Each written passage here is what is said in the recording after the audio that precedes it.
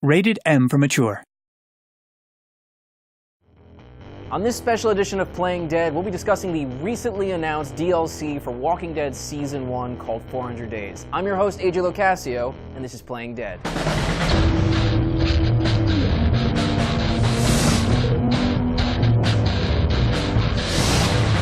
So, guys, thank you for being here today. Today I'm joined by Sean Ainsworth and Harrison Pink.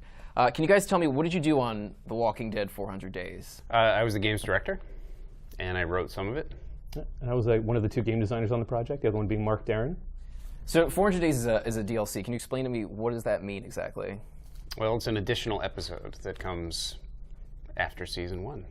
So do you need to have played the full season in order to enjoy it? You don't have to have played the entire season, although it's recommended. We think that the experience is way better if you finish the entire season first.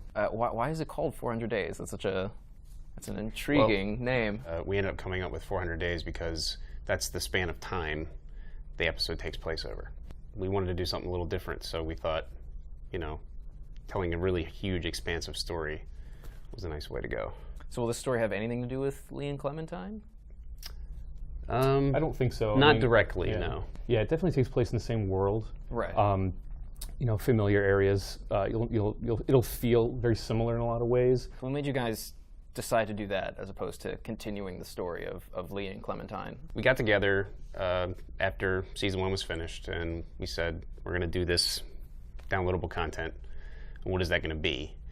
And I think all of us are really excited with the idea of just doing something different, trying to kind of not do the same thing. I mean, that's what Season 2 is for, right? I mean, we're going to go into Season 2 and continue the story started in Season 1. Right. So we thought, if we're going to do this, let's touch on what we already know, but then we'll go off on a completely new direction and just kind of do some really exciting different stuff. Yeah, definitely. Yeah. We wanted to do it in such a way that it made sense for it to sort of live as its own entity. We didn't want to just feel like, oh, here's an additional thing. Right. We really wanted it to be powerful and important in its own right. And we didn't think that just continuing a story that had finished so successfully was the right way to do that. So can you guys tell me anything about the episode? Is there anything different about this specific episode? You play as 5 separate people throughout the episode.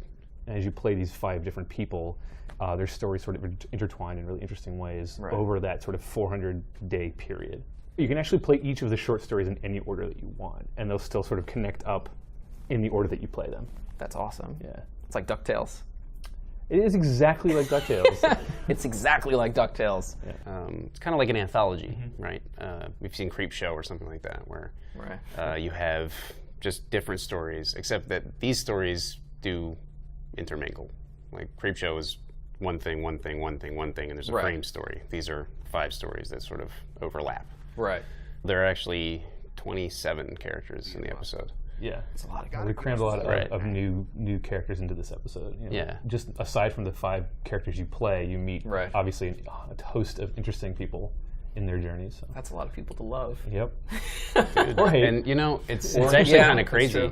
It's It's because for us, it's a lot. I mean, we don't normally have That's that many usually people in stretched one over a episode. whole season or Yeah, something. Right. We have about, I think it's like 70% of our character count for this episode is the entirety of Season 1 of The Walking Dead. So it's pretty cool. Yeah. Is it longer than another episode, or is it I think it's about the same length. Yeah, it's roughly the same length. Yeah. So obviously, there's 5 separate short stories, so they all sort of cram together to make the length of a normal episode of Walking Dead. So does decision-making play in the same way as it did in the whole Season 1? Is it going to affect the outcome of, the episode?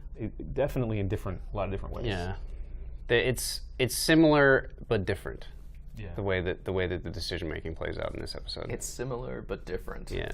Yeah, Okay. You have these 5 short stories, so we wanted to make sure that choices mattered over a larger sort of period of time than like 5, 10, 15, 20 minutes in a short story. So we had to, we've come up with interesting ways of having these stories overlap in ways that your choices will matter from one story to the next.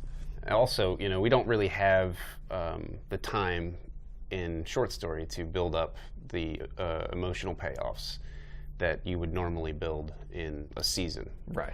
A lot of these are trying to get to know these people very quickly and then sort of have to just make a decision. They do come back and affect things throughout the episode.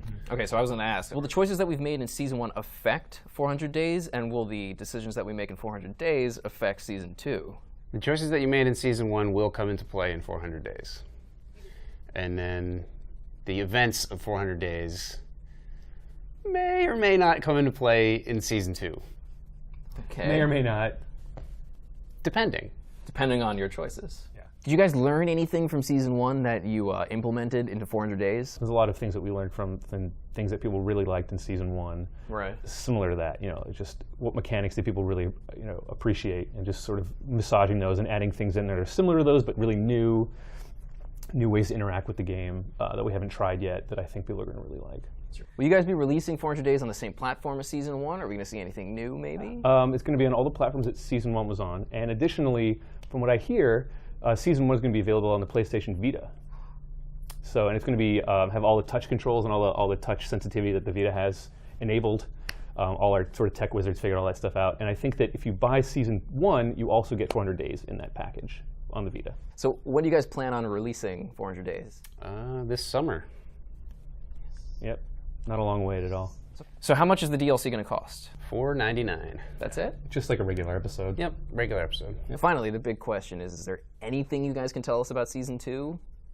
It's going to be Yeah. awesome. That's all I can say. There's cool stuff a-brewing. Yeah. Cool That's stuff it? abounds. Yeah. That's all you can tell me? Unfortunately so. Tell me something. Got to get It's Nick and on its Nick and way. It's on its way. I can tell you okay. that much. So thank you guys for being on the show.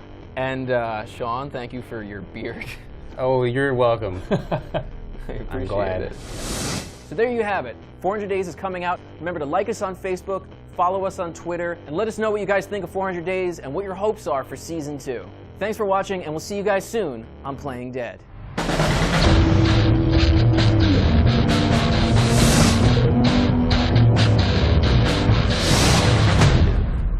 Getting people's goat is always fun. That's not a euphemism. Getting people's goat? Yeah. That's close. Got your goat.